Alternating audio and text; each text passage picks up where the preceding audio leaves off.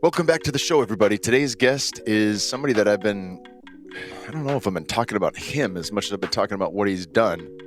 Dr. Romanov, if you're familiar with, is the creator and founder of the pose method. And years ago, when I first got to On It in 2017 as director of human optimization and host of the On It podcast, the Total Human Optimization podcast, and all that fun shit, making supplements, I was introduced to the very best of the best in any particular thing. And John Wolf, being the master trainer at On It, was telling me that I have to take a running seminar. And I was like, I don't know. I don't really care for running that much. And he's like, that's why you got to do it. This guy is doing something that's different than anyone else. He's been doing it for years. He's an old timer and he knows the shit inside and out. I was like, all right. And everyone who took the seminar swore by it. Then years later, when I no longer working on it, I popped in. We still do a lot there. I get my rehab done there, train there, that kind of shit. And I popped in and I ran into Dr. Romanov and his son, Severin, who were in town getting ready to do another trip to hang with the army and teach them everything they know about running. So I was like, oh shit, man, I remember you guys. And they had given me one of their books, which I never admittedly got around to reading. And it really wouldn't have done much because I just needed to do the damn seminar. So finally, after years, they said, hey, I told them I don't have time. I exchanged numbers with Severin, and I said, let me know when you guys are back in town. I will come and do a seminar. I've been beating around the bush with it for fucking 5-6 years. So they came back. I took the seminar with my wife and was fucking blown away. Now, I've trained. I'm not a fantastic runner by any stretch of the imagination. I don't claim to be a fantastic sprinter or a fantastic distance runner. I've done one ultra marathon, and it was cool. That was enough for me. Done a handful of half marathons. Cool. I ran like a 4.640. That was my fastest 40 and did not do so when I was in college. I did so after the fact when I was training in the UFC. So I've never was really fast in football and definitely not in high school football. But I say all that not to disqualify myself. I say that because I did train with some pretty fucking awesome people. The guy who got me to a 4.640 was Remy Korchemny. And Remy Korchemny was introduced to me from Victor Conti, who did a lot of work with his athletes. And Remy was fantastic and from a similar area as Dr. Romanov, former USSR, and but different countries within there. It's a vast area. It's like saying you're from the US. Sure, we're from the US. We're from different places. But anywho, what Dr. Romanov was proposing was that everything that we had been taught about running was utter nonsense. And what he was finding was the commonalities between certain places that we all get to in the running that make running not unique, but that there is a position we wind up in running, which is what we call this particular pose. And so pose method was born by finding the commonality between all runners. So heel striker, toe striker, that kind of shit. And for people who don't care about running, and I certainly didn't myself, what it meant was I could find a way to run that didn't hurt. Now, I'm not overweight. I have a high BMI because I have a high muscle mass. Like most of you guys, if you lift weights, probably are in the same category. It doesn't mean shit. Doesn't mean anything about health, but I've never really enjoyed running. I found a way to enjoy it when I'm running with my wife, or if I'm doing a race, I can find a little rhythm, get the runner's high, I can push through the burn, and then I'm like, all right, that was worth it. That was cool. But I'm always sore, and it does bang up my big body to run until I started doing pose method, and I was like, this is a fucking game changer, an absolute game changer.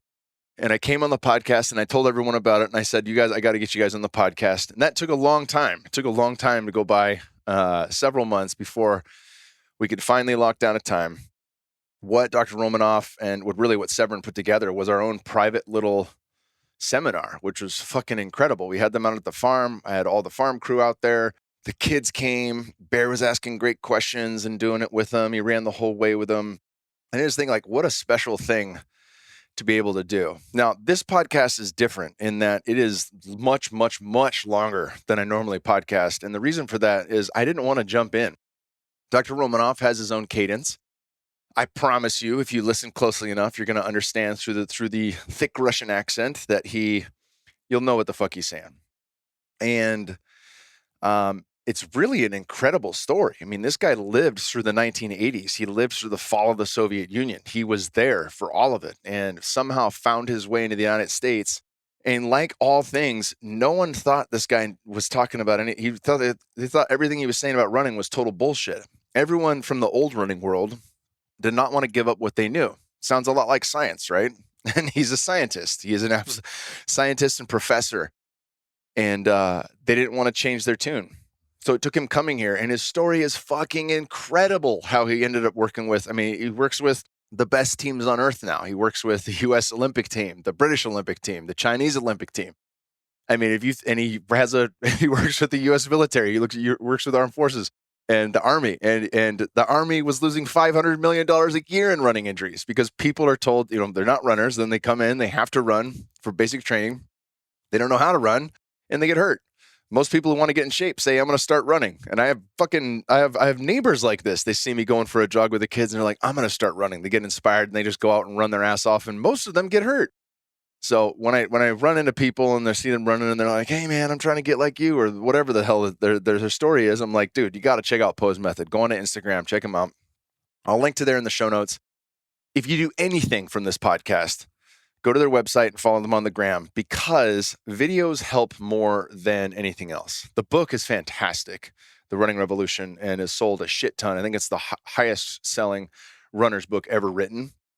But most importantly, you got to see what these drills look like. You got to try this for yourself. And the truth is, I never enjoyed running until I got with these guys. And now at 41 years old, I really enjoyed running. I enjoy the fuck out of running. It's one of my favorite things to do. It's become easy, it become pain-free, and it become faster at the same time as a side effect of that, which is cool. It's like, all right, awesome. Dr. Romanov, if you can stick through this podcast, I can assure you, this is one hell of a fucking story. And that's why I just let him go and go and go. I was not about to cut this dude off or cut short anything that he found to be an important segment in his life.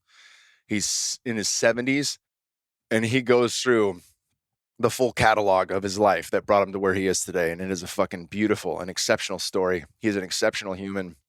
I love him very much. And I love his work.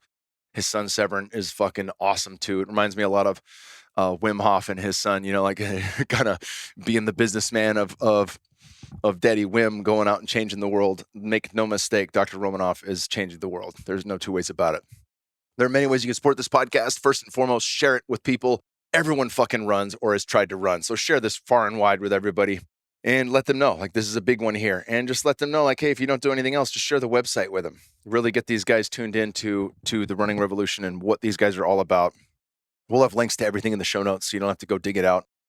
If at any point you get bored, just go to the show notes. Say, all right, cool, man. I heard enough. I want to go check this shit out for myself and actually immerse yourself in what they're teaching because it is insane. He's also, I should say, he's done this with swimming. Because he got in through triathlons. He's done this with swimming. He's found the pose method scientifically for cycling. So if those are your things, he's got all of this. And most critically, I found this out after the fact. He's found the pose method for boxing and Lemonchenko and working with guys like that have stupid power in their hands but aren't very big, actually participate in the pose method of boxing, which now I've been incorporating. And I'm like, good God, like I get it. It's a lot of the way Bruce Lee used to train, believe it or not, which makes plenty of sense. How do I generate power in a 3-inch punch? There's actually ways you can train that. So there is something for everyone in here. If you're not a runner, I can assure you. And knowing this guy's story inside and out is really cool. It's really fucking cool. Thank you guys so much and welcome Dr. Romanov.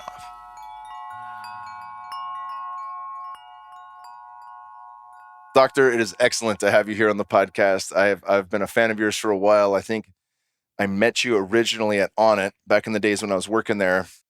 And John Wolf, who was our master trainer and one of my heroes, he was like, oh God, have you met Dr. Romanov? And he's going on, and everyone had the book. Everyone had your book. And I was like, no. And you guys handed me a copy. And I think I had something going on that weekend. So I wasn't able to do the workshop on the pose method. But like that planted a seed in me. And I remember telling your son, Severin, I was like, anytime you guys come to town, I want to know about it. And fortunately, even though I don't work there anymore and On It sold, I bumped back into you guys the last time you were in town, or 2 times ago when you're in town. And we started scheduling, looking at dates. And I put it in my calendar when you guys be in town next. And my wife and I got to come and take one of your seminars. And it was absolutely fucking mind-blowing. It was one of the coolest things I've ever done.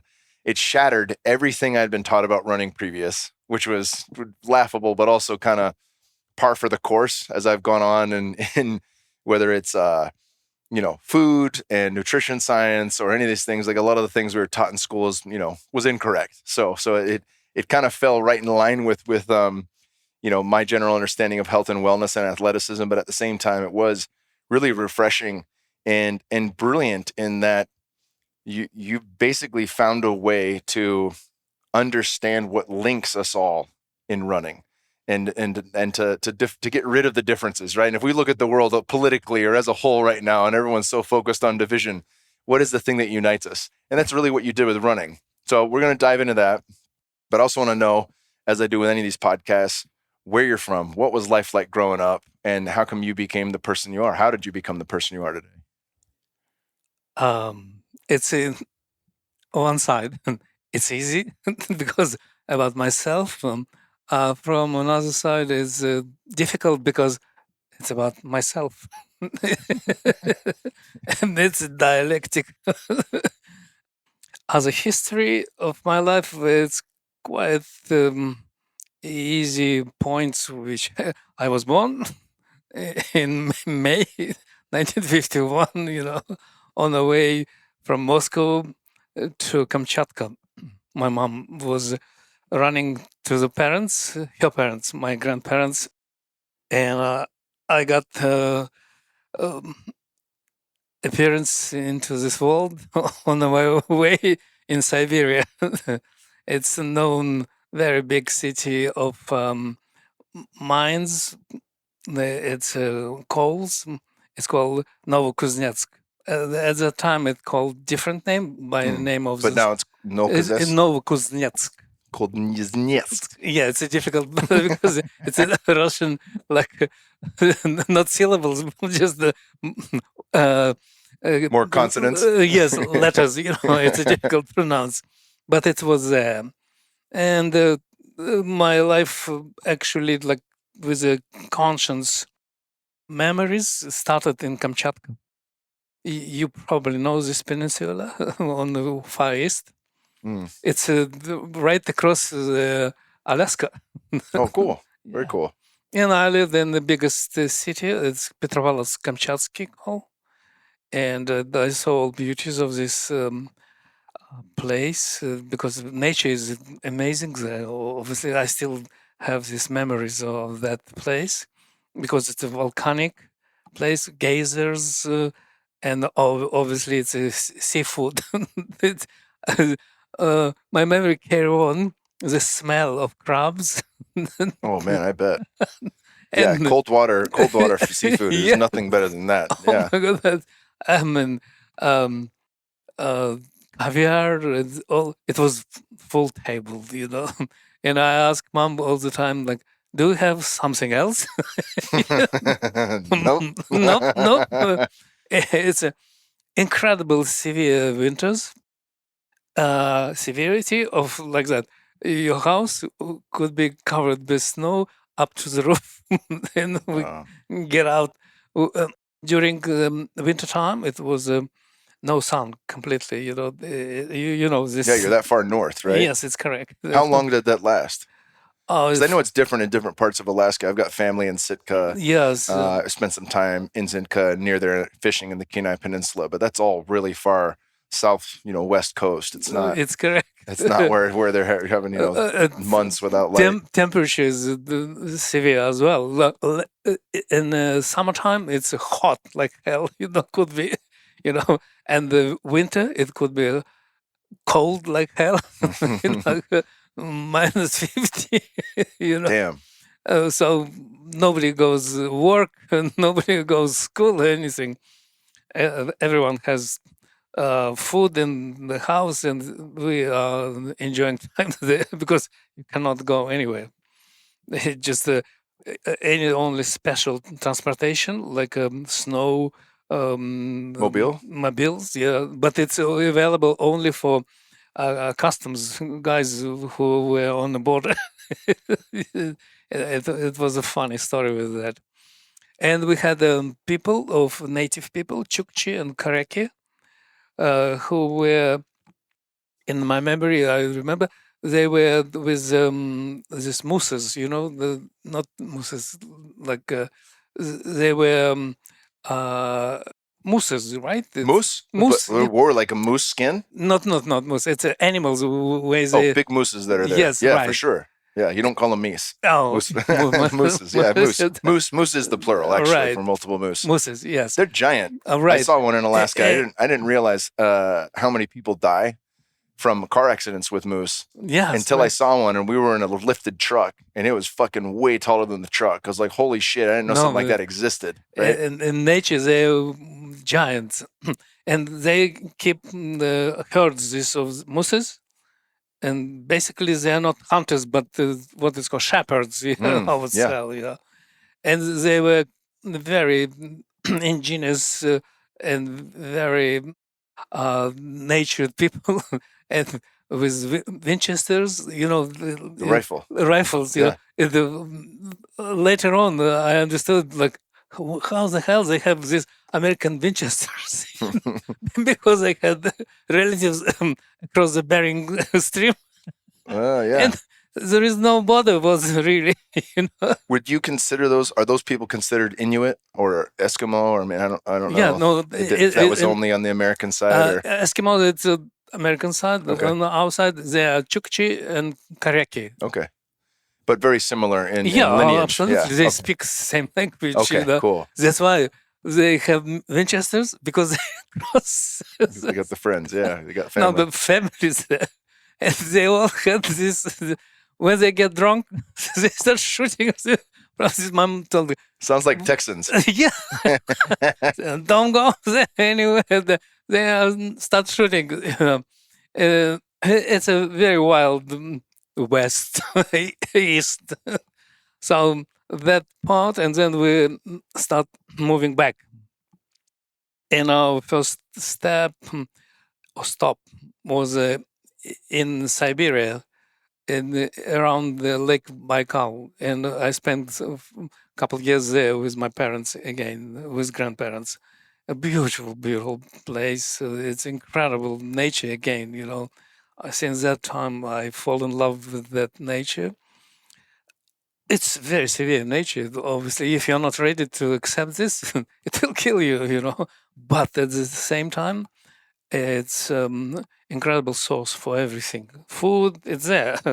You just need to know how to get to this food and clean absolutely nature. Know this all this stuff what we see right now with plastic bags on this filthy things and clean water. You can drink from river. Wow. This is how clean. And during summertime, there's so many berries, different kind, and I mean, it's incredible. You can live without any problem. And native people over there who live there, really honest, very trusting people.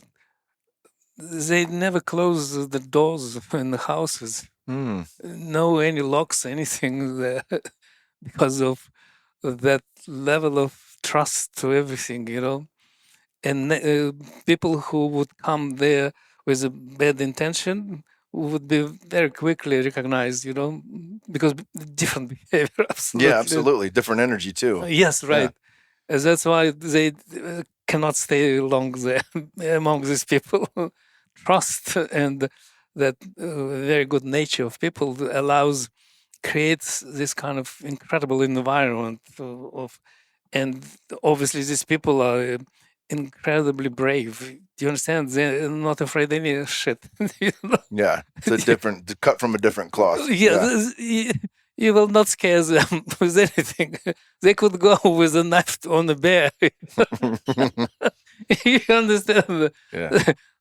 People will not scare them. So when you live in that kind of environment, you kind of get cleansing, I would say, And then after a few years there, many different troubles, which I went through as a child, it's happened. We moved more west, but still on the eastern part of Soviet Union at that time. Ural Mountains place. Again, my parents just changed place to work, and we stay there a few years.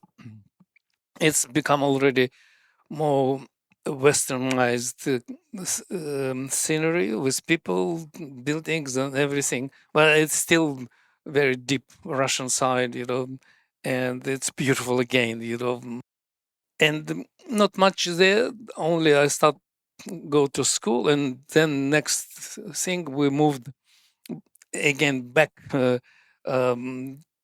west again to European now part where my parents and grandparents from, because we originally were from area where a few nations were neighboring, like Tatar, Chuvash, Mordva, and Russians. And my grandparents lived in a place where called Trехбалтаево, on like three language speaking, if you translate it, and they speak freely on these three languages. Do you understand? It's Yeah. With no accent, because the neighboring over there is so close. It's like people mixed like that, all nationalities.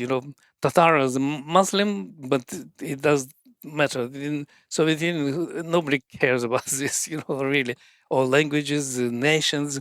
It was an incredible mix of these things, and we came to this place, but not exactly where they have been born, but a little bit north of this. It's called Small Little City. I call it Small Little Shitty City. But where I got everything what the human experience could get through. I mean, after that, basically, I didn't get anything new, no matter how far and how where I traveled. That city gave me such a deep understanding of the world, and it's a litmus paper, Litmus test, yeah. Yes, it's a small city, 50,000 people population, but incredible combination of incredibly intelligent people from one side, from other side is criminals, thieves, prostitutes, uh, drugs dealing people, and you live between that. You study in a school because it's no separations, there's no private school. Like uh, kids from the top level of people of the city, like governing city people, and the people from the poorest, they study in one class. So you are there, and you have no problem with that. It's kind of social leveling, Yeah. and that's why you get that experience. And I got this, From one side, I was very good student in the school. Always my mom was happy with my studies, and that's why I was attached to this top level families in the city. And from one side, and from the other side, I was neighboring, living in the same big apartment building with that low Drugs and prostitutes and all the other things. Yeah, you got it. That's a real. That's a hit the ground running and the life skills. You see completely drunk people at the evening, fighting, and then you're going to the library and you're reading books. I was a very good reader until almost like ending like mid school time. I read all classical literature already. I mean, American, French, German, and everything.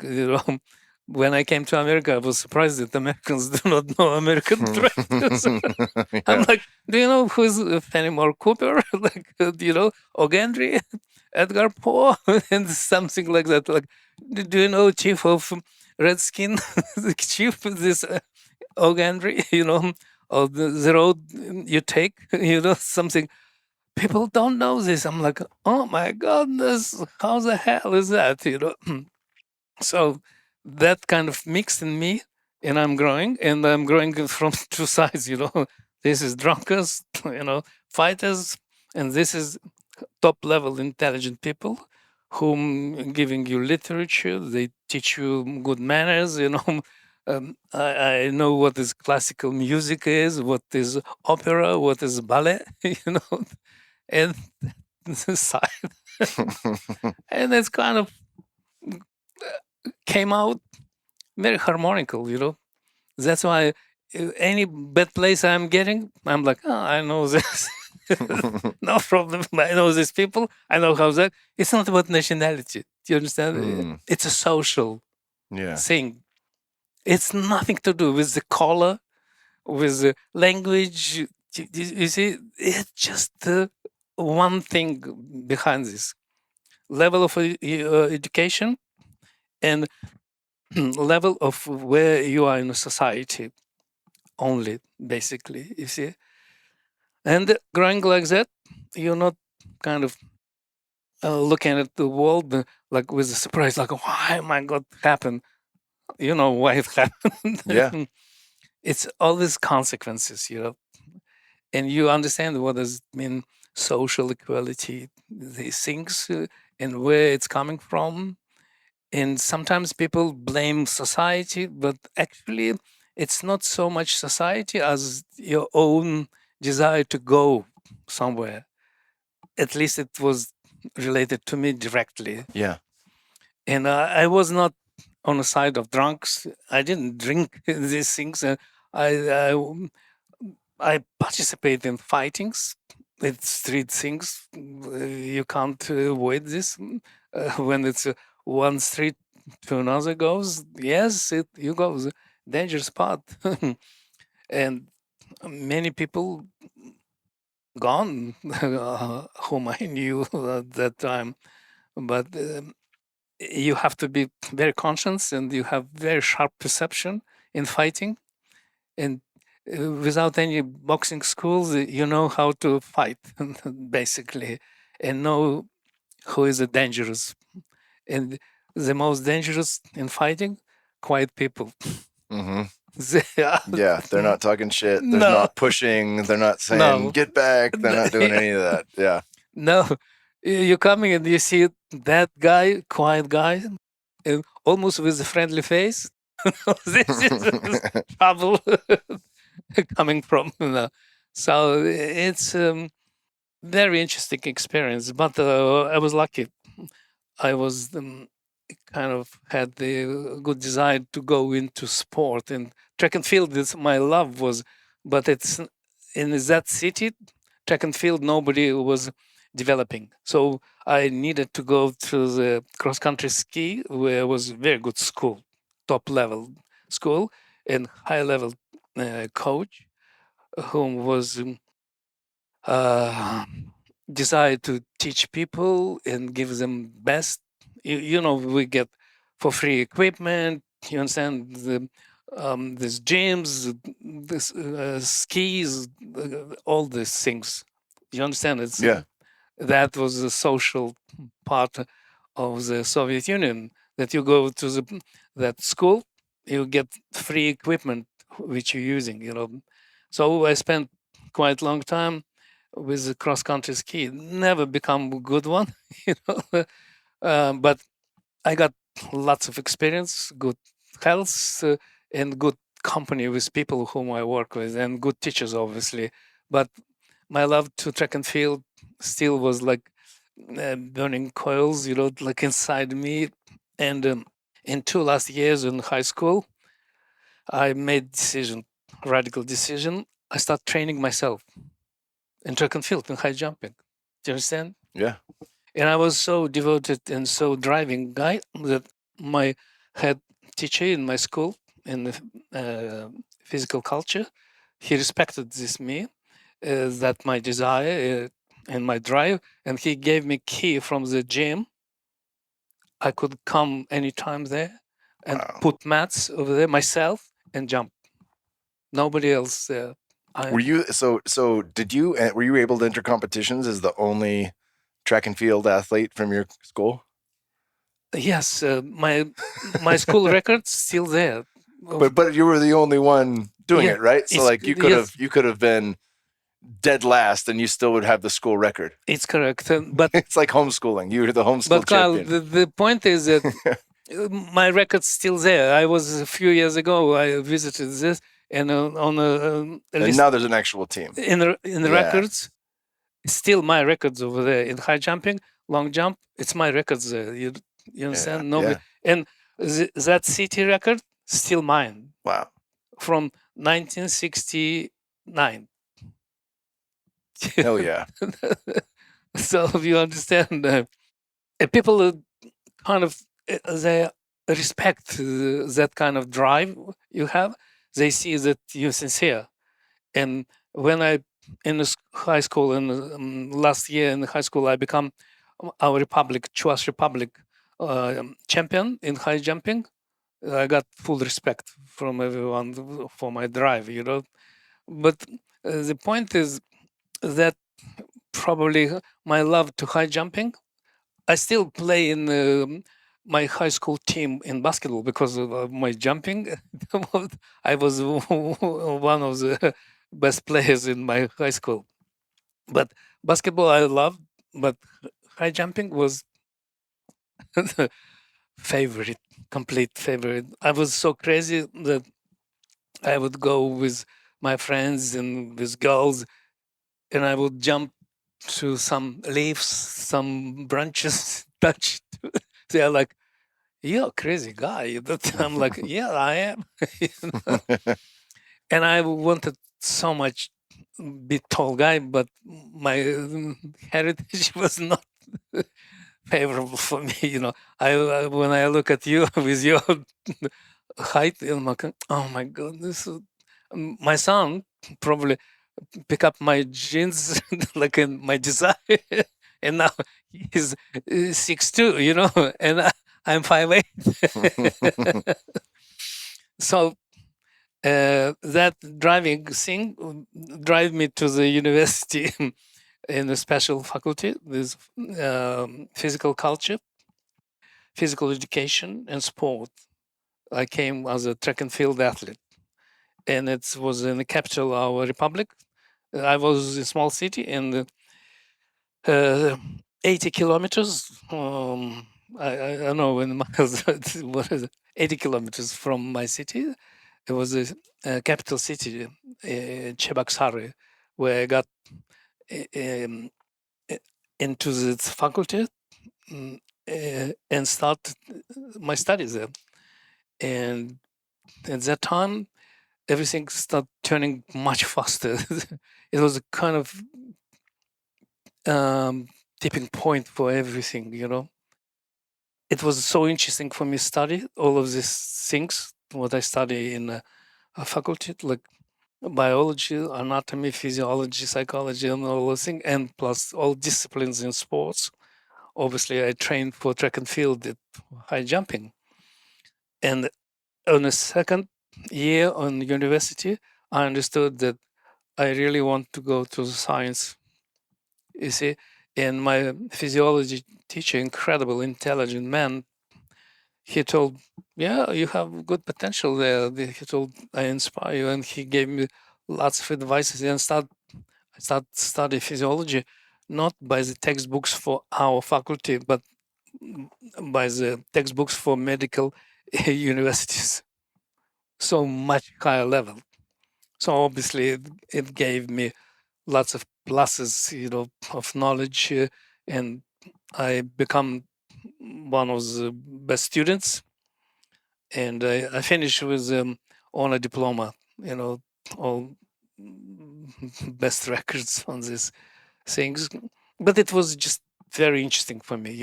It's Yeah, it was your passion. So it yes, probably right. didn't feel like work. It When you was love it not as much. work, Mhm. not laboring, none. It was just so much interesting to entering to the philosophy and psychology and the physiology on different levels. And I told you I started studied biomechanics beyond of my course at that time. So I studied. I traveled a lot at this time because I was already in my university team and my republic team. So I spent lots of time on training camps. During winter, we were on the south part where warm, like Black Sea region, where much warmer temperatures than in our place. But it didn't affect my study because I would take my textbooks with me, and all people like, "Are you crazy?" I'm like, "No, I just want to read this study." So, uh, um, study all of this didn't make me feel kind of difficult. It was easy. It was kind of harmonical combination of my drive in sports and my studies in other uh, as a teacher. But science already was like very much in my horizon. Was I didn't think of myself as a teacher, more as a scientist. You Mm-hmm. see, Yeah. in the second year in the university, it's happened. I become teacher later on. It's inevitably because I got diploma and I passed through these things. But science was driving force, besides the high jumping itself, and my results were growing. During this time, many discoveries happened. Obviously, my curiosity was incredibly painful for myself because what I was wondering about, it didn't exist in science. This is how I wanted to be in the best places where I could study science, and I found that place which I later entered into. It was a founder of Soviet Union high jumping school, Professor Dyatkov, top level guy. I mean, his intelligence is remarkable. He finished architecture university, but at the same time he finished physical culture and sports university too. Mm. He was a incredible guy. Many times Soviet Union record holder in pole vault jumping, but he jumped high jumping as well, but not so well as pole vault. But high jumping was his passion, and that allows him to produce that school. It's still alive, you see. Cool. And I'm so proud that I'm from that school. I was one of his last students. I entered to his it's called postgraduate studies. Like Mm-hmm. in Russia, we call aspirantura. It's like PhD studies. Yeah. In 1976, and he died unfortunately in January Mm. 1981. But I spent enough years to in connection with him to understand what this man was. He was a athlete, teacher, and scientist. And his name was uh, Ded in Russian. It's like in English it could be translated like grandpa.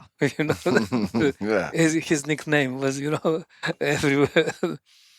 Incredibly intelligent man.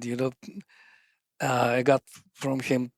Usually he kind of um, was blaming like because he was in Moscow. Because that was it's a central institute of sports, like science studies in sport, VNIV in college, All Russian Science Institute of Sports, and I was a student of this place. And he usually was kind of blaming our us provincials who come to him like, he's like, you provincials have no idea what general system theory is, something like what is cybernetics. You should read. He didn't know that I already started to read this, and I was smiling.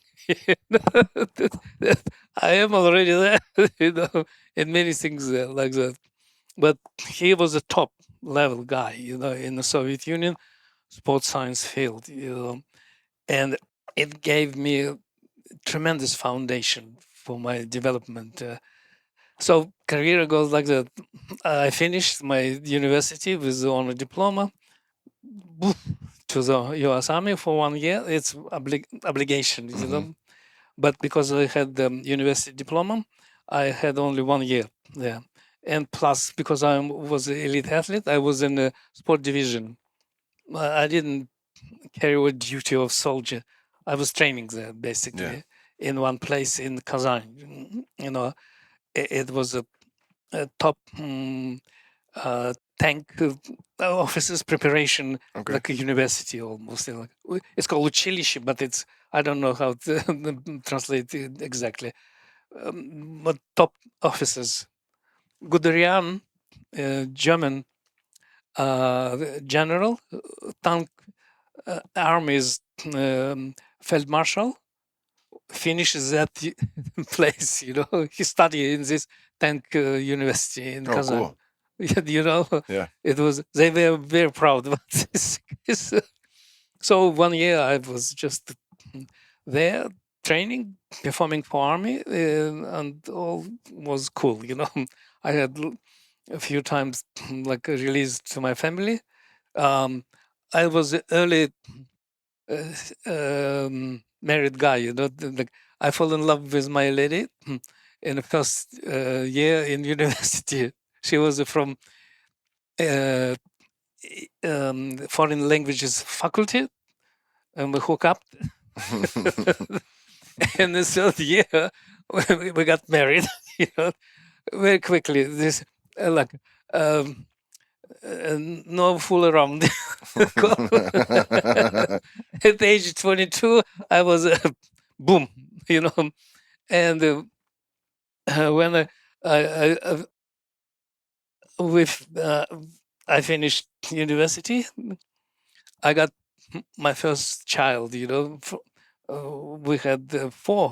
We have four, but the first child was born, so no fool around. But I spent 1 year in army, came back. My daughter grew up, and I was invited back to the faculty, work back in the same faculty as a what's called assistant teacher in track and field. First 2 years I was a track and field coach, not coach, teacher, and was a coach of our team, university team as well. But I still was performing. You understand? It's a funny thing. I was still performing as a high jumper. But at that time, I got my crisis in this case. Because when you're teaching people, right, it's a responsibility. You have to teach them good, that they would pass exams and different kind of tests and so on. And I was teaching this, and I'm thinking, damn, actually, I don't know how to teach. Do you understand? Like after this 4 years of studies, on a diploma, going through the science, I'm realizing at that time that actually I have no idea how to teach. What teaching should be in my head as a whole global thing actually was far away from what I thought it should be. You see? Yeah. And I understood that teaching in our field was basically it's a matter of experience, traditions. This is what the American sport based on, but not real teaching. No method, particularly in events. Basically, teaching you like, do like that. Why like that? Copy me, copy that elite guy. Something like you see Michael Phelps swim like him. Oh, in high jumping, like you should jump like Dwight Stones. It's American names, or Fosbury, Richard Fosbury. Unfortunately, he left this world last year. Incredible man. I The will, flop. yeah, flop. A very interesting thing about him. I wanted to meet him, and I didn't get chance, unfortunately. I asked many people to set up meeting with him, and never happened. Unfortunately. I consider that his what he jumped, his own technique, not just Fosbury technique flop, but how he jumped. It's still standard, top level standard. No one in the world is jumping like him. It doesn't matter that people jump 20 centimeters higher, like Javier Sotomayor in the world record. His technique still the best. You Yeah. know, it's like when people talk about technique and running, for example. I'm like, well, guys, they think modern time like best run. No, look back, Pau Nurmi. I'm sorry, he was running like you should run, and goes. I can go with many names because I studied these things, and Emil Zatopek, for example, as well as a standard. But nobody understand that at the time what is standard is, and nobody even think about this. What people thought like about running, oh, just run. When I send my book pose method to legend, Australian legend, Herb Elliott, it's a unbeaten miler, Olympic champion in 1960. He wrote to me an email like, "Oh, pose method makes sense for me, but in our time we didn't think how to run. We just run." That is epitome, of all those things. You see, because everyone agreed, like with the understanding running, like it's natural. But what behind natural, nobody give a damn. I just think it's individual. Okay, natural, individual, where you can go. And next one is lucky. you know, because this is what how people think. It's like if it's natural, individual, why the hell so many injuries there? That question should be raised, and I raised for myself, but nobody else done at that time. So journey continues. I got at that time this crisis. I start thinking as a teacher, I'm completely unsatisfied with how I teach. Do you understand? It's like internal burning thing, like shame.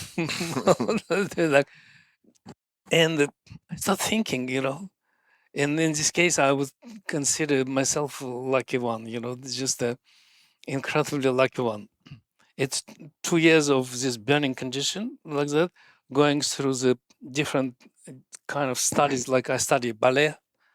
I was lucky again. I had friends, ballet dancers. I was invited to the rehearsals. I saw how they do these things. I read books about ballet, and when I'm reading books, like they have just the five basic position over there. The whole ballet based on five positions. It kind of dropped in my mind something which later on came up with this name. I was study karate, martial arts, and again my teacher was a local guy, lawyer, but he had 10 black done on that Kyushinkai style. I got tremendous. I was a good street fighter, but there I got skill. Yeah, a little bit more technique. Yeah. Yeah, right. So, but that burning question of method, I'm reading through the textbooks and method, no method of teaching, real method. No matter how people call this method, but method as a way of doing this didn't exist. So in one October day, so it's very close. Soon it will be interesting thing. It will be 46 years of that point. Oh. All right, it's exactly how old my younger daughter, because she was born at this year. That's why I remember well. In October day, I was coming back from another like painful experience of my teaching students, and because my track place, the track stadium, and my apartment building where I live in the center of very close to university was very close, and I was going back home under the drizzling rain, and I thinking, what the hell is that? And suddenly that how how moment happening, like like that. It came name. Do you understand? Name. And name was pose. It's kind of suddenly like enlightenment, like, oh my goodness, it's so really simple. It's just the pose. What defined everything. In any movement, we're just moving through the incredible amount of different poses, but among that, so many unaccountable poses exist key poses which define this movement, and we recognize by these poses what event is that. Like, is it baseball, football, basketball? Just a pose, and you know what is it? High jumping, everything, But my point was for track and field. Obviously, I wanted, and suddenly I understood how I should build, how to teach high jump, how to teach long jump, triple jump, how to teach javelin throwing, discus throwing, shot put, and running. And running in this case was easy one because it was only one pose. In high jumping, three. In long jump, basically running plus two there, three, and so on. I just run to my assistant guy and start dictate for him. He was like on these machines, like The old typewriter. Bing. yeah, 3 pages, original text, pose method. I still couldn't find in my files this original text. There's so many people ask me about this. I couldn't find it because it was yellow pages, paper, Um, that typing machine was a piece of crap. It was a three. We put through the copy things, three copies, and I couldn't find one copy from it. Damn. Yes, and then my wife is a philologist, and she took this printed thing and started criticizing me. At first she told, "Okay, this word in Russian dictionary doesn't exist." Pozdny. Mm-hmm. you know, I got mad. I told, I am create. She argued with me, but then she told, okay, well, as a originator of this, you have rights. Invent this word. Okay, Pozdny. And then she corrected kind of types, mistakes. Typos, yeah. Yeah, right. And this born, In a matter of a week, I start teach Pozdny method in the pose method in my university, my students, who were absolutely different specializations. There's swimmers, boxers, wrestlers, track and field too. And success was just right there. It's become so good that students whom I was teaching at that time, they met me a few years when I visited Russia. They told, Dr. Romanov, I still remember your teaching, and I am wrestler, but I know how to teach hurdles, running hurdles. I know how to teach jump. I still remember this, and I know how to do it. It was a biggest reward for me,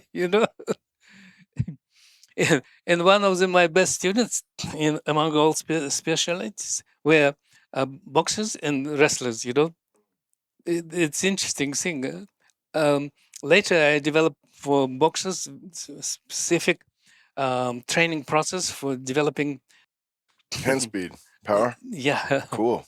I thought professionals after uh, time to time they invite me and I am teaching how to develop punch, the power of punch. So that process become like explosive. I was not just happy with developing for track and field. I entered in the cross country ski, in swimming, in gymnastics, whatever I could uh, take my long arms. I started to penetrate everywhere. In basketball, volleyball, and I was invited by top teams in our city for the soccer, whom I taught running. 2 years, no injuries while I was teaching them. Wow. You see, basketball players, volleyball players, one of the top teams in what's called level B in this championship in Soviet Union. So I was requested, but my track and field colleagues cannot accept this. It's a funny thing. Well, I mean, that happens in medicine, right? Like the first guy who figured out that what was it? Was it in America where they kept having the children would come out? The male doctors would go downstairs. They'd start working on cadavers and things like that. They wouldn't wash their hands. They didn't Yes, understand right. germ theory. They'd come back up. They'd help a mom deliver the baby, and both the mom and the baby would die. Right, that first guy who said we need to wash our hands, he was fucking outed. Right, this guy's insane. He Fuck out was of here. sued. I'm a doctor. I don't need to wash my hands. Yeah, they went after him. It's many cases like that, but the terminology of objecting these things, for example, a distance running coach would tell me, my colleague, we studied with him together in university. He would tell me, he knows that I'm high jumper. He's like, what? You high jumper will teach me how to run?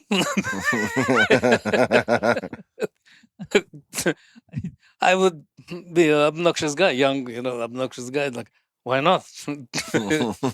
No, they didn't accept this. So because I was the head coach of university team in track and field, I started recruit long distance and middle distance runners under my wing, and start prepare them. And they start beat these guys, they get cranky. Couple guys start work with me, and we prepared European medalist in long distance running, this, but the rest still didn't. Up to now, do you understand? Yes. Damn. Swimmers accepted at that time, but most success I got when I moved to US, and triathletes took this really seriously, and then I work with a few Olympic teams in the US, Great Britain, and El Salvador. I mean, in Russian as well. Team, they invite me in last one. They finally realized that, actually, their countryman is doing something good. And they invite me, and I work with them 5 years as well. Already being a U.S. citizen, Yeah. and living here, and I was a foreigner there. It's a funny thing,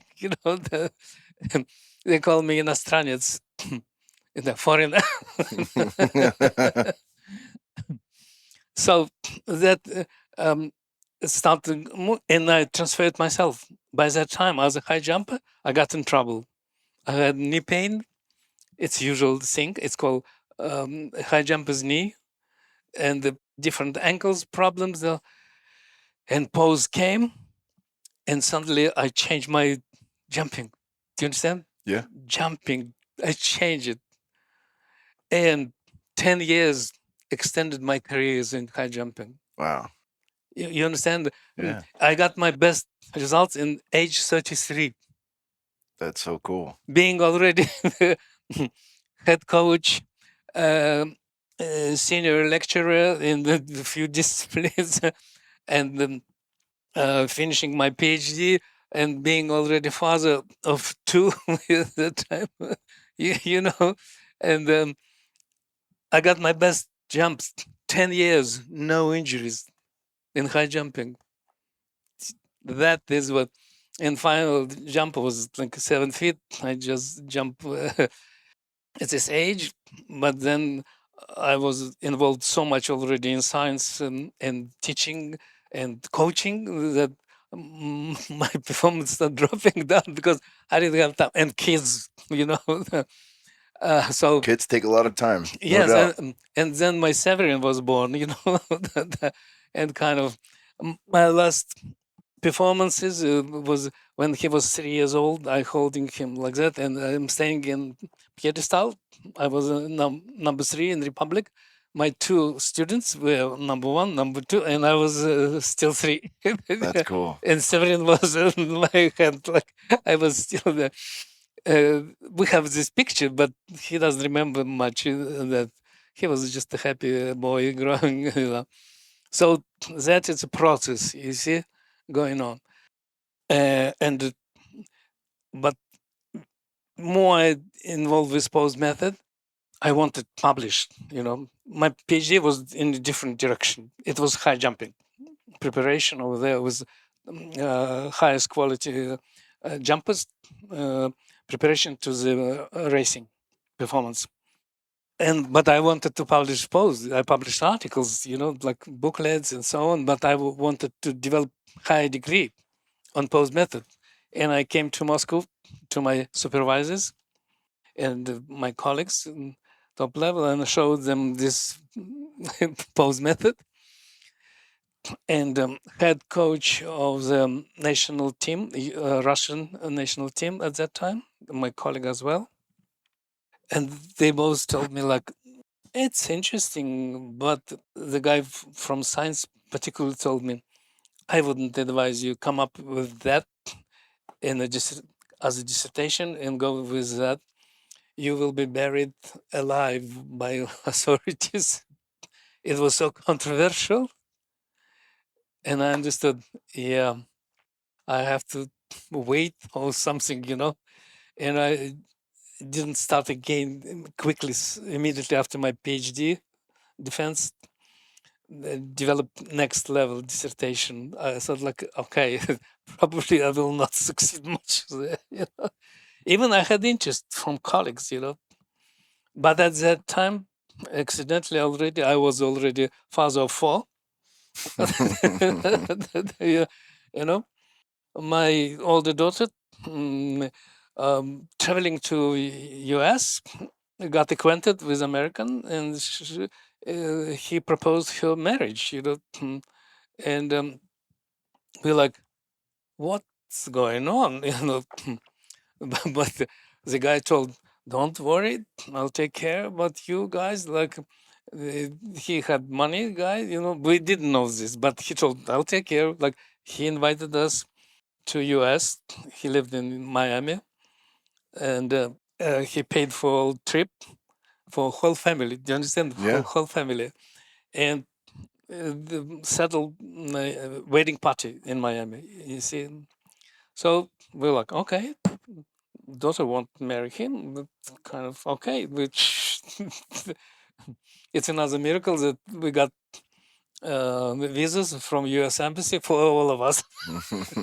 I mean, with a child, but we wanted just that exotic Miami experience. My wife, she was already PhD in English philology at that time, so we highest level, and I was head of the department. She was head of the department in the US as well, only in foreign languages. We we settled very well at that time, but that travel for us, we had no idea about moving somewhere. We had very good life in this case. Settled. Even turbulence of politics was, you understand, this is 90s. It was horrible turbulence in Soviet Union, It's a drop of Soviet Union and everything Yeah. broken. But it didn't attach to us. We were university teachers and like we were busy with kids. I was busy with sport, science, and so on. But we fly to Miami for a couple weeks of vacation, basically. Wedding finished. We're happy. We live there on the beach and all these things. And suddenly, my older daughter already married, and another one who is finished high school at that time.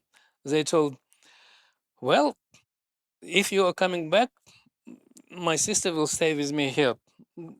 She doesn't want to go back."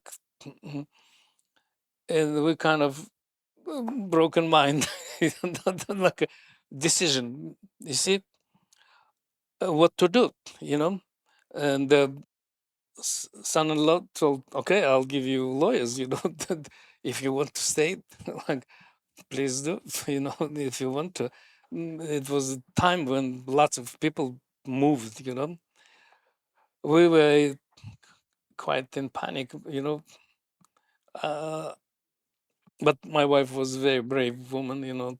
She speaks freely English, German.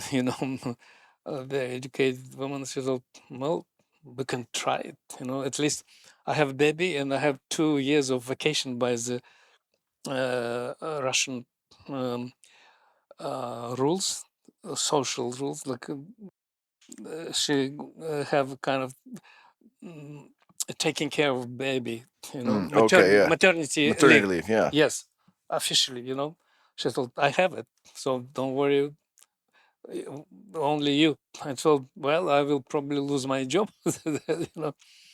and we start our life in Miami and live there 30 years nonstop. Wow. And again, I didn't know what to do. I start from different things like um, a constructing worker, very skillful, with a knowledge of biomechanics. I would go. My English was sucks, obviously, but I would come work, and my boss was no knowledge at all, just a guy who running things, but uneducated guy would come to me. I'm on the work and I see he is suffering with the back pain. I'm like, hey, can I help you? Like, can I help you? So, you help me? Like, who the hell you are? He was thinking probably like I'm Mexican kind of things. He knew he's a Russian, but level Yeah. foreigner. Yeah. You know, Foreigner. right? Not a lot of respect. Yes, right. Yeah. I'm like, well, let me just try help you. I see you suffering. You have pain. He told, oh well, like I will be alive. I'm like, yes, you will be alive. Boom, half an hour, pain gone. He like eyes like that. He like, who are you? I'm like, I was humble. I didn't tell who I am before. Like, I just work for $10 per hour. That's it. And I have to open up a little bit. You see. And so, well, I'm educated guy. This I know what this. He was so much was in respect that I save his back, without going to the hospital. At the same evening barbecue in my own in respect to me, So that kind of things. And then somebody where I live in place, somebody told the guy who work in rehab place, the physiotherapist, that we have one Russian guy who has interesting um, um, capacity and capability of rehab. So, like, oh, bring him here. You know, I thought, oh my God, maybe I will get job, like a rehab guy. I'm coming to this place. It's a very big rehab clinic. He told what you would tell us about yourself and so on, and I am telling. Look, my English is sucks. I couldn't tell you anything right now. Something smart, particularly. Let me just do something for you. If you have a client, your client here, like patient with some pain, like, and I'll show you how I do. And he told, oh well, he called 3 more guys to his office, rehab guys, physiotherapist, and one lady. She's from running, you know, both knees in pain and swollen, you know, couldn't do squat, you know. And I asked them what is diagnosed, what they did, you know, and check myself what is that there. And I understood the diagnosis was wrong, you know, but I didn't tell them this because, like, why I should upset them. And I start work with this lady, and this guy's like telling her, you immediately stop him if you feel that discomfort, pain, or anything. Just we're giving him this capacity, but you are completely stop him immediately, anytime. You know, like, okay. And I start work with this lady with her knees, and something 25, 35 minutes came through, and she started crying. These guys jump on me, hold me. They thought, so what did I do that harmed this lady? And she's crying. She saw that they start blocking me. It's like, no, no, no, no, no, no. Let him continue. And they're like, why are you crying? She said, I'm so happy, no pain. And then she jumped from this bed, therapeutic bed, and put shoes on, squat. And then she tell, oh my God, I can do squat, no pain. And she jumped on me, hugging me. So it was like, I'm like, oh my God, I said, I got job. And then this guy started, okay, thank you, Dr. Romanov. See you. I left and came home and then called my son-in-law. Told, I got a very interesting meeting today. Then probably I got job. This. He told, no, I'm not sure. And then no call, no call, no call, you see? And I'm calling these guys who knew them and tell, what happened? It seems like a very positive meeting was there. And this guy telling, look, I don't want to upset you, you know, but these guys don't want you see anymore around. That's it. My career stopped. No, you fixed her in a day, right? You fixed her in an hour. They want her coming back. It was a funny thing, like, but I was really upset, you know, absolutely. Like for me, it was like, what? You don't want to have someone who will enhance your production, you know, but they were, and then I met these things many times, you know, but at the same time, I met very open and very friendly people who really wanted help me and invite me to work with them. And one of the cases was the funniest thing, you know. We got called um, to our house. The one strange guy calling like Bob Beamon, this legend in long jump, who got my name somewhere. I don't know where from he got this. Recommended to this guy who was a director of junior Olympic development of USA Triathlon, Kyle Sage, former world-class swimmer, who mentions that he is a good triathlete and in swimming he's perfect, you know, bike is and running is shit, you know. He told, oh, I give you name and telephone of this guy from Russia. He will help you with that. And he immediately called me, you know, and my wife was like, oh, it's very interesting. You can come and my husband will teach you. 2 hours later, this guy appears in our place. He was so determined. His name, Kyle Sage. It's a legend in our family. Obviously he become a very dear friend of our family, almost like a family member. But it was later.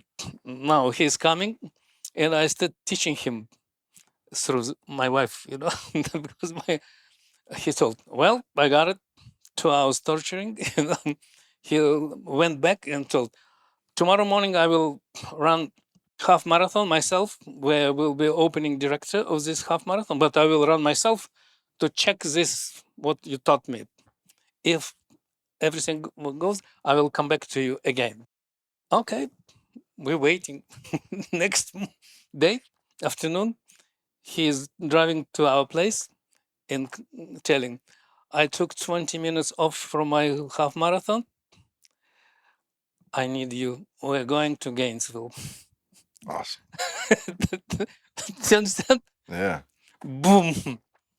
In his car, drive, 4 hours, 6 hours to Gainesville from the, and I start work with the junior national team. Damn, like in, that. in triathlon. Yes, he was a very proactive guy.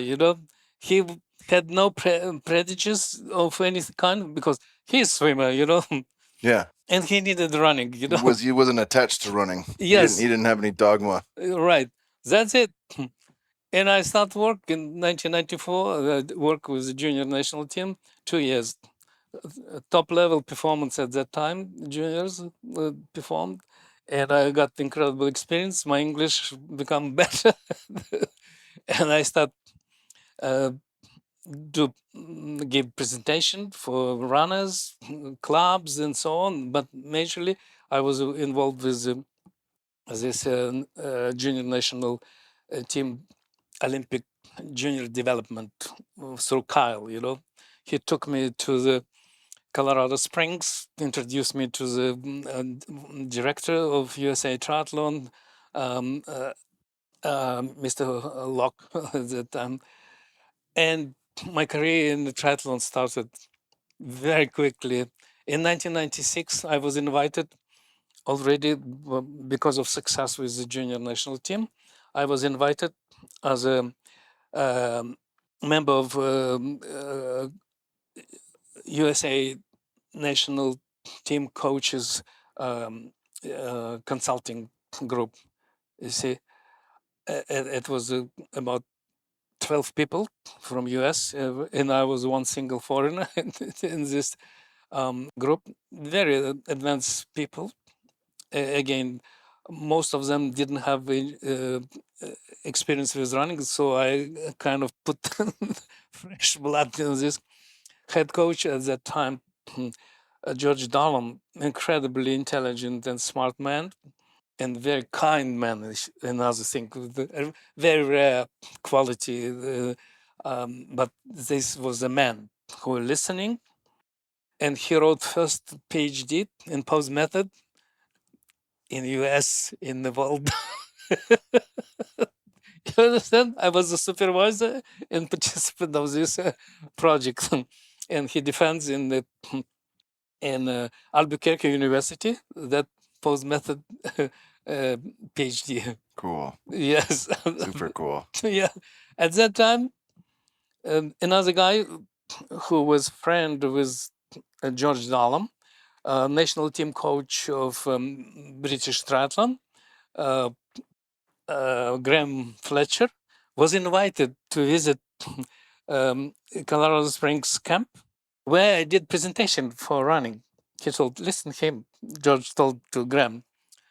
Graham listened to me. After my lecture, he came to me and told, wow, I wanted to write a PhD on find out different running technique and styles.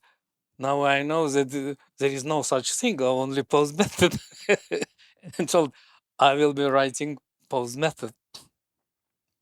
That's it. In my career in the British national triathlon team started. Wow. And I started traveling to Great Britain. I was both teams serving in Olympic inaugural Olympic Games in triathlon in Sydney, I was already in a British national team. We traveled to Sydney, and I was working with the national team, and I worked with few guys from this team, and I saved, let's say like that, careers and asses of few guys from British national team, and I taught a bunch of coaches from the Great Britain. So That's super cool. So it was a fruitful yeah, time. yeah, that's like I mean, there's such a long time to incubate and to build mastery and to have it, just due to where they say science advances one death at a time or one generation at a time, right? Like Yeah, to be pigeonholed from that, and then you come to a new place, and just all of a sudden this flowering takes off and the career right. takes off. You understand that you meeting people who really open mind and they have no prejudice. They're giving you opportunity immediately. I was fortunate, let's say like that. Just in any other circumstances, it was be drawn back again. And Well, opportunity favors the prepared, right? Is that the oh, quote? Yeah. So probably yes. you had all the preparation necessary. So when you were Right, in the right place at the right time, right. you could back it up. And while I continue this journey, um, uh, and developing different kind of science projects. And then after that was Graham was defend his PhD in Sheffield University in Poe's method and few PhDs. Right now, I have on my belt 7 PhDs in Poe's method. In different directions. It's all like it, and plus I offered cycling Poe's method, and it was written few articles in Brunel University. We developed a project, science project, very interesting one, and we developed. I was invited to New Zealand to Otago University in Dunedin, it's way down on the island there. In this university, we developed project in sprinting blocks, starting blocks, pose method, and To row. Yeah. rowing. Very interesting project, very successful, but nobody took.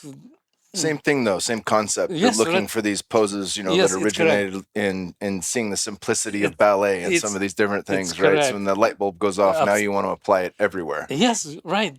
Nature built by the one matrix. Nature doesn't go like nature found this and build all around this movement, build around this matrix. Absolutely for everything. Our body is a matrix of how we are consuming gravity. This is not about muscles. Gravity is not about muscles. Gravity about your body position. Muscles are serving pose, yes. Muscles serving body weight, yes. But ruling thing is gravity. And then I would tell you heartwarming stories about this many times, but okay. In 2007, this happened, this army things. We got a call from unknown man, Captain Blake from Fort Sill, which tomorrow we will fly to. And this guy is telling, physiotherapist, he's telling, I heard something about Paul's method, and I have this trouble in my settlement, is like Fort Sill.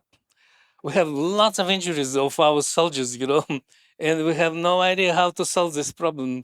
And somebody told me that you could be guys whom I can be with. We're like, whoo, yes, we are. Severin, subtle things, uh, like payment, traveling, everything. We're flying to this Oklahoma area, this unknown Lawton city, small city, but very big fort seal. It's artillery seal. And we have been there a few days, and we transfer them. Do you understand? Transfer. In a month or two, already we got call from the same Captain Blake. He told people start calling me and asking, "What the hell you doing, guys?" Because your rate of injury suddenly start going down. Talk about drop some stats on the rate of injury, because when I took your class, I have a lot of friends that were in the military, family members, things like that. It made sense to me when you said it, but it fucking blew my mind at the same time. It blows my mind how much it costs the military with that. So talk a little bit about that, because that's unbelievable for most people. It's we didn't know these things, right? And our first attempt was early a little bit, but unsuccessful. Our family friend, four-star general, he kind of heard this talk, Severin talk about these things, and he heard this. He told, he was retired by the time, but four-star general, he told, I think it will be very useful for U.S. Army. I know these problems. Let's go together to Carlisle settlement, where the scientific lab of U.S. Army, and I will be your guide and your supporter. And we flew to Washington, then to Severin, me, and General. I don't want to mention his name right now, but maybe Severin will tell later. But incredible fellow, intelligent, smart, good talker.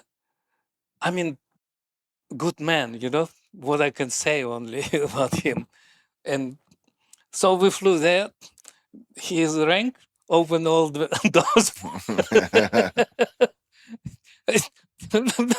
People coming to Paying that attention. Yeah, everybody. First time we came to the entrance, and then some kind of guy, like a low rank guy, coming to our car, like checking our things. General give him his ID. This guy He just straightened right up. we start laughing because we said guy didn't ask who we are. Well, yeah, no questions now. Until now, I'm laughing to tears. General was happy with that. We went there, and these guys, because of his rank, they organize for us everything, meetings, everything. They listen our presentation, but they boycotting. This science group, which should be serving army, with this help. No, they were busy with their own shit, and they didn't want to be involved because it's not there. Do you understand Yeah. the main thing? When we left after that, and we went to the hotel, and we went to the dinner with him, he told, I'm sorry, guys. I saw their reaction. They basically didn't want, because it's not there. It's not. The problem isn't there where you guys were at, right? And the problem is that it costs the U.S. Army $500 million a year in running injuries. It's correct, right? But these guys didn't give a shit about this. Yeah, because it's not their problem necessarily, right? And he apologized. I'm told, General, you're not guilty one. You did whatever you did, massive amount for us, but it's not what you can do with these guys. They're busy with something else.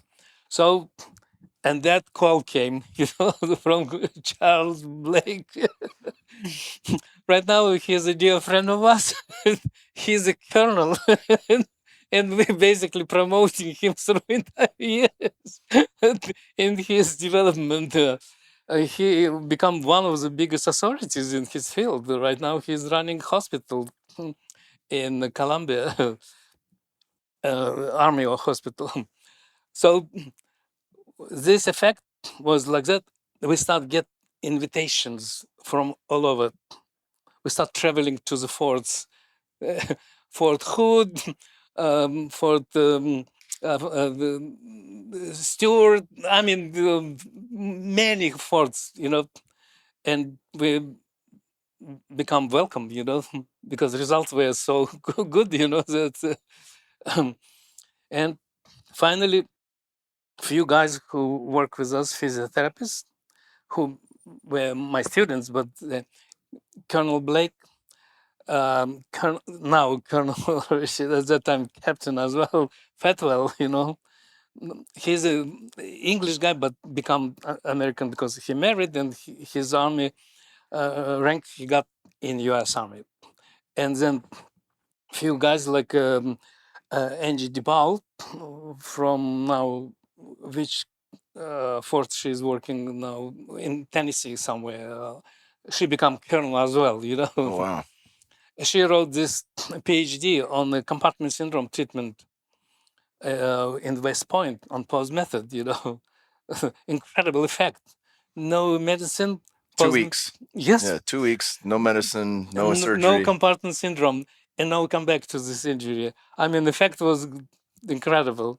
So, and Fatwell becomes the head of the group, writing new health and fitness doctrine for U.S. Army, and he involved us. And pause method is there now. It's in the manual, Right. training manual. It was introduced to the on the top level in Washington D.C. on the U.S. Army, whatever it's top level guys. And first, when it was introduced, they saw it pose method over there was taken, name, my name is taken. But generals who were who were supposed to put stamp on it told, we know this is a pose method.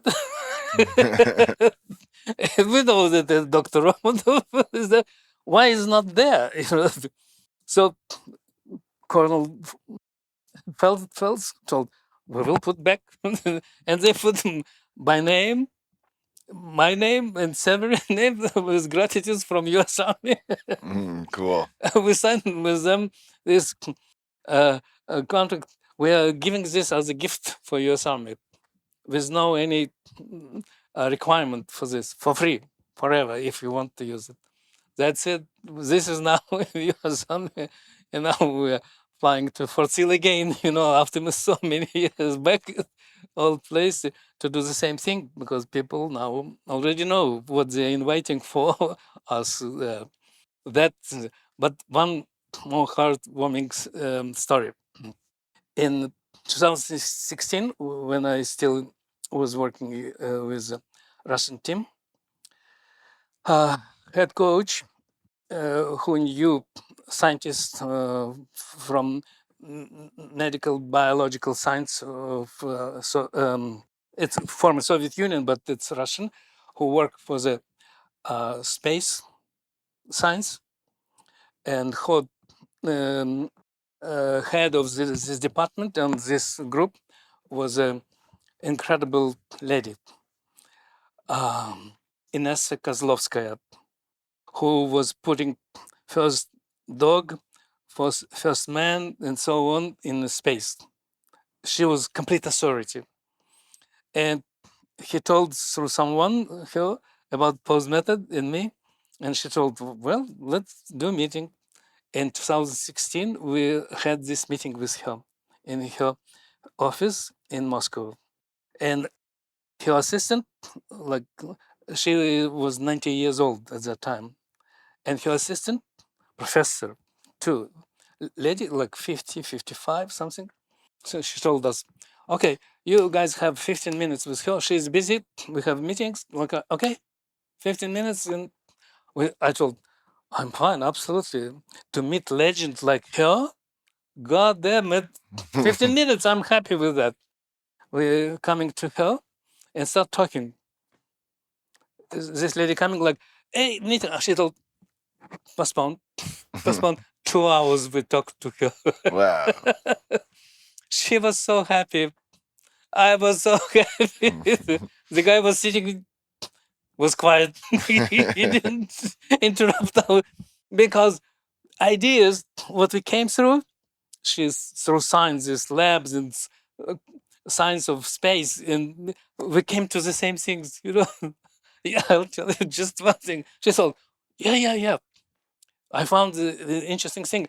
All the strength exercise, all this didn't help sustain a very good condition of the cosmonaut in the space when they're year round there, except only one thing, when they run on a treadmill on the foot, Interesting.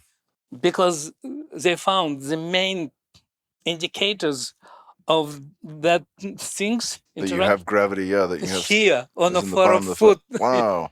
And they build special shoes with a knocking like that place, not this over here, Right on the forefoot. with a cadence 180. 180 steps per minute, the magic number. Yeah. I was like, probably smile never left my face. And there are many other things. Was like, she told, yes, of course, pose. It's the main thing to interact. And muscles who hold pose are the main muscles. It was a incredible meeting, you know. She recommended me even to meet NASA guys, you know, because she knew all of them, this lab, and they had incredible respect to her. I called them and they accept my call only because I told it's in NASA was recommended me. Otherwise, never will get it. But they again busy with something else, you know, neurology. They didn't understand again the same thing, you know. She understood, and even her colleagues not. Do you understand? That is what we are, where we are now, you know, and we're trying to build up that. I'm writing a few articles on this matter at this point, and couple books on this matter. I have already general theory of motion. It's published in very small amount for the university teaching, like helping for textbooks, you know. Um, and I wrote a few books related to the sport, like triathlon, running, but I want more on general theory of movement. And in the big picture, like how gravity works for us, you know, in movement, in normal life, you know, not in space, in here in movement, and what we're supposed to do, and how we have to teach populations after, like your son, you know, how to move properly, because we're missing this. We are completely losing this population of people, you know, with a poor movement and understanding where movement coming from. You know, there are ignorance and in with arrogance together. You know, and these muscles domination, you know, screw up people's understanding where the movement comes from. Movement comes from the gravity. This is what we're supposed to. Gravity is our birthplace, and the whole universe is the gravity place.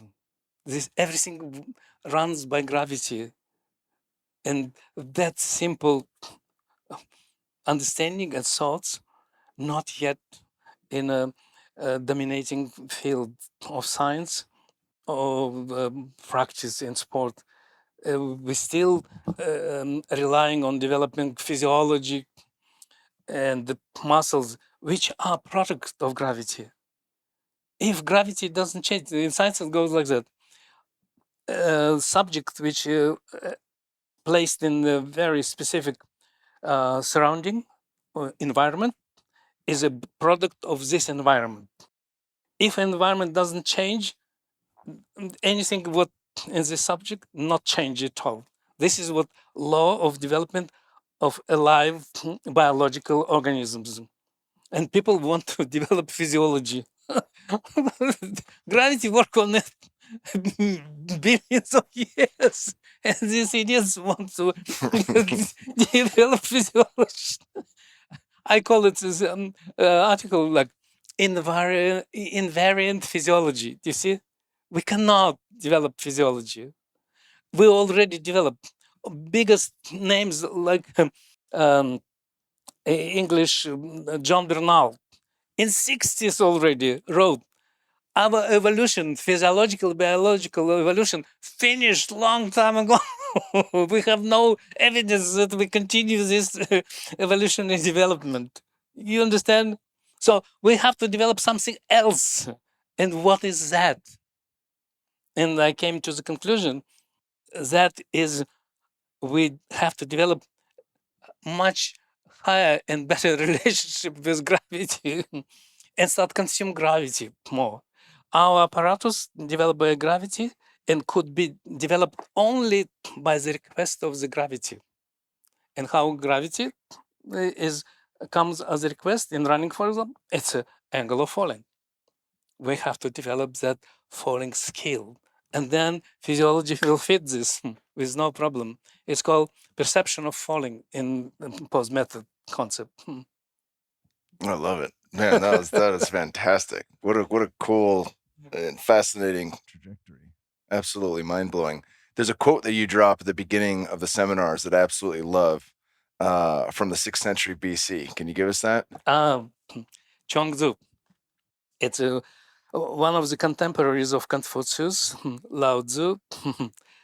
And this quote in English sounds like, I don't know, Chinese. I love it. It sounds great. Pain is a penalty for violating principle of nature.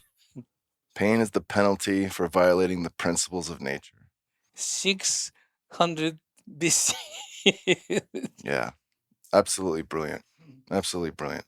I think it's easier for me to understand that when I come back into this relationship of the pose, like as I move through that and simplify, especially my thought process in running or general movement. It's everywhere too. It's not like I got to go for a run to run. I warm up in jujitsu by running around the mats. We do, different things at the house. We'll hit some walking lunges and some jump rope and things like that. And then I'm still leaning forward as I move forward in MMA. If I'm boxing and things like that, I'm falling forward to take my steps. As these principles start to come back to me, general movement improves. Like all of it starts to improve, and things hurt less, a lot less, right? It's fucking, it's a miracle how that works. But all of a sudden, I remember, right, both my wife and I, and she's been, a great runner, but she too has had lots of injuries, plantar fasciitis, things like that, and I ran for the first time in my life without knee pain. In 3 hours of working with you guys, I went from running with some general sense of this doesn't feel good to I have no pain in my body. And it's remarkable. It's absolutely remarkable. I've wanted to have you on the show just to be able to beat the drum for the world and get your message out. Where can people follow you? You have excellent videos online on Instagram. And of course, if people can make it, I highly, highly recommend taking a workshop, because odds are if you don't like running, it's because you've done it incorrectly and you've become hurt from it.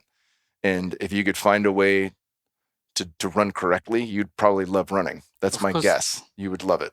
Everything what you do right and good, you will love it. It goes to anything what we are doing. I only add one quote from contemporary guy. It's Lawrence Gonzalez. It's a writer.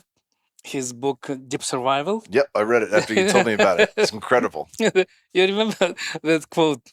Nature doesn't adjust to level of your skill. Wisdom. You have to understand. You have to adjust, not nature. Nature will not. So about what could enhance people's information, not knowledge, the information about this. My book published in Penguin. It's called Running Revolution. It's still there. It's on Audible and paperback, but Yes, I highly recommend the paperback because you actually get to see some of the different poses and pictures, right? And that is a big, especially if you're a visual learner, but it is very important. Even though I really learn auditorily when I'm consuming material, I listen to books far more than I read them. But for that one in particular, like you have to read it. You need to see these positions that Dr. Romanov's talking about. I am old school guy. I like hard printing. I print all the articles what I'm reading, not from a computer print. Another books which we are offering for people, it's a pose method itself, pose method, Dr. Romanov's pose method of running, or triathlon book. It's like it's triathlon events for Cool. And that swim. talks about the pose that you Yes. figured out for cycling and Yes, swimming. right. Okay. Very cool. Yes. Well, I suck at swimming, so maybe that's what I'll dive into next. Yeah, we have very good results in swimming, particularly. But again, traditional school rejecting these kind of things, because besides pose methods, there is no method of teaching in swimming. It's just the traditions, copy.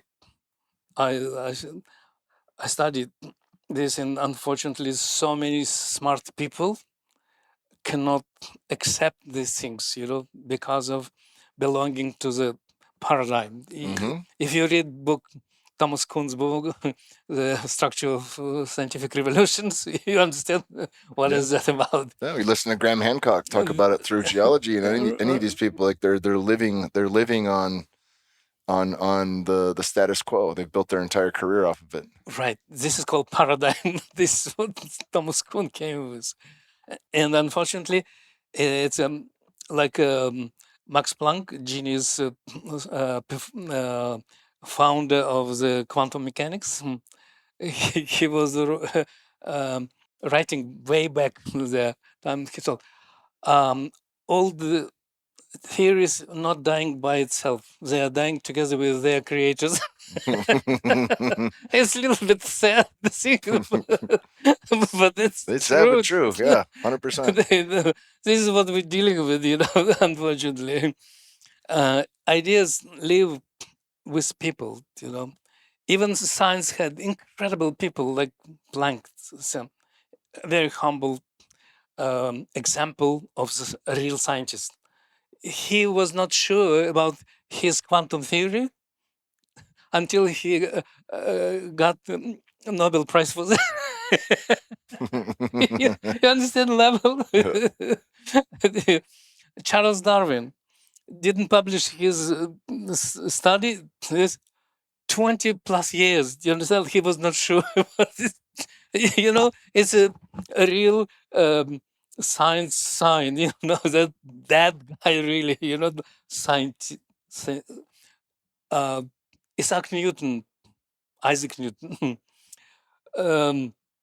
he was credited first to laws, not himself, to other people, like Galileo, Galilei, and so on. And his famous quote, "I saw so far only because I was standing on the shoulders of giants." You see, that's real scientist. But he was treasured mostly in England, not for his science, but for the financial system what he created. It's interesting story to read. He was awarded highest level when he became the key holder of the monetary funds and create this financial theory and practice as well. Since that time, Great Britain flourished. Her financial system, up to now, still lives on that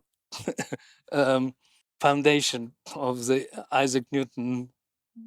But it's another story. That is another story and another topic. Well, Right. brother, it's been excellent having you on. It's a treat. I love your sense of humor, and I love the fact that every time I see you, you've got a giant smile on your face, and you really are a person you're living your dharma. You're in the thing that you love, and you're changing the world. And I appreciate the work that you do, brother. You smile when you see a very pleasant man who is warming your heart. Only that makes smile by itself. Thank you. Thank you for inviting me for that. Very interesting place, exotic place. Is it West Texas or East Texas? We're South Texas. South Texas. Yeah. That's an interesting place.